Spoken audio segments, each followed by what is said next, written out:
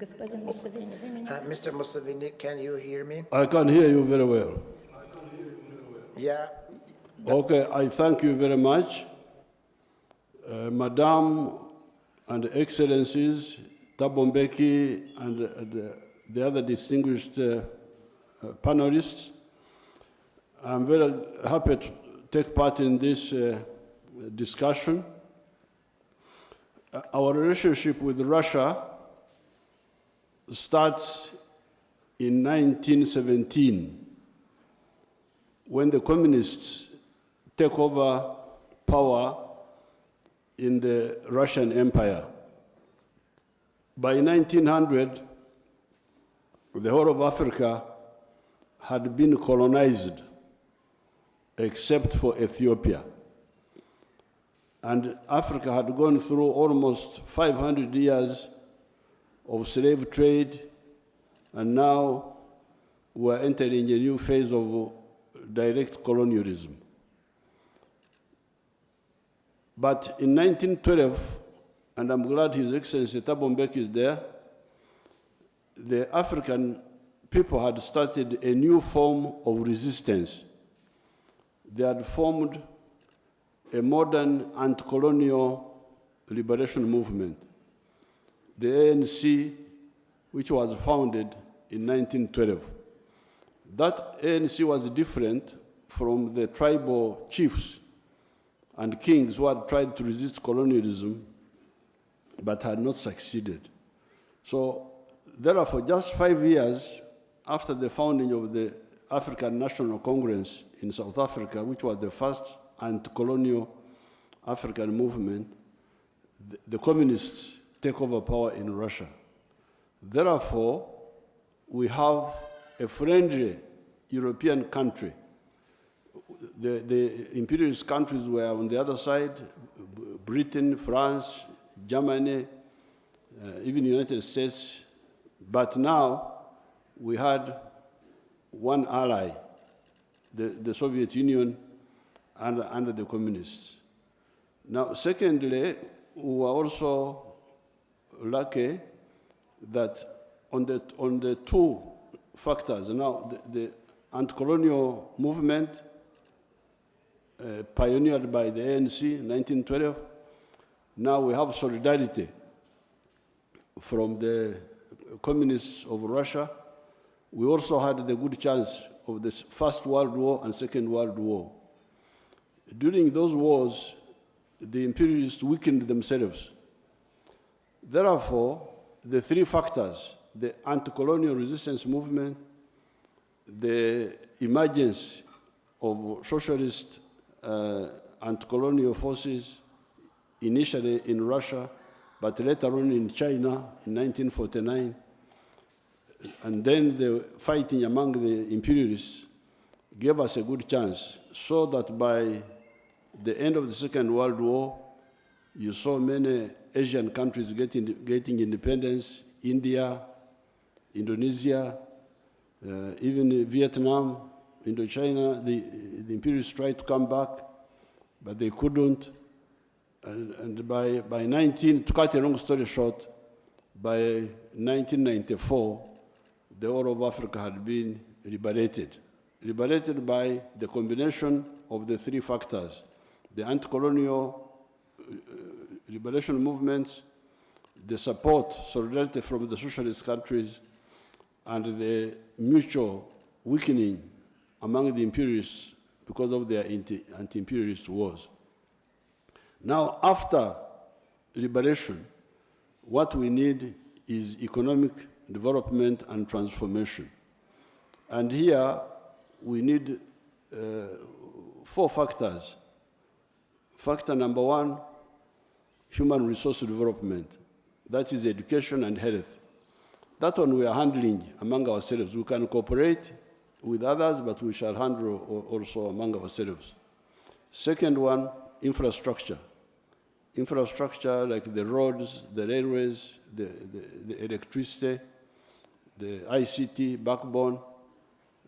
There we can cooperate with the countries like Russia and China. Thirdly, investments in production of goods and services, manufacturing and services. Here, investors from Russia can come and invest here and produce goods and services. Now, finally, number 4, markets. When somebody produces a product or a service, it needs a market.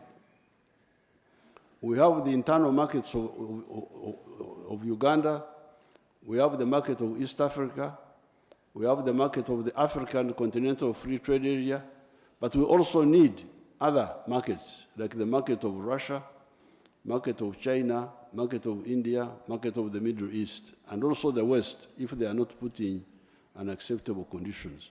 So therefore, the potential for cooperation, of course also Russia needs market, because market is empowering for all, not just us.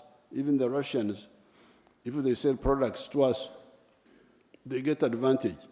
The Chinese, they sell a lot of products in Africa. The Indians. So this question of market access is to everybody's advantage, mutually beneficial to all of us.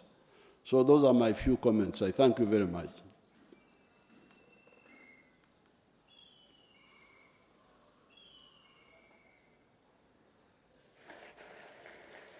Большое спасибо, господин президент. Thank you so much, Mr. President. Indeed, you highlighted the main directions where Russia could actively cooperate with African countries. As for the we have got vast programs of education here. Therefore, the education we would be looking for in Russia is specialized areas of education, not general education. General education, we have a lot of educated people here, a lot of education infrastructure, universities, secondary schools. Therefore, the education we would be looking for in Russia is for few areas of specialization. Nuclear energy, artificial intelligence. These are the areas where we would be looking for education, but not for general education, because we have got a lot of educated people here. Now, on the education online, that's very much possible because it is already happening with the Western countries. A lot of young people do their courses online here. The only issue would be English, the language, because somebody must, if the courses are in English or in French, in the French areas, that's very easy, because that one is already being done, especially with the UK, it's already being done. But if it is in Russian, then that means the student must learn Russian first. But if it is in English, it is very easy. It's already happening a lot. So, specialized education, for science especially, and the online if it is in English. Somebody was talking of moral education, ideological. That one is we are struggling with here. We have got conflicts with other people who want to bring homosexuality and so on. That is human rights. So if you in Russia you are still moral, very good. We have good allies. I welcome you. At least you come on our side.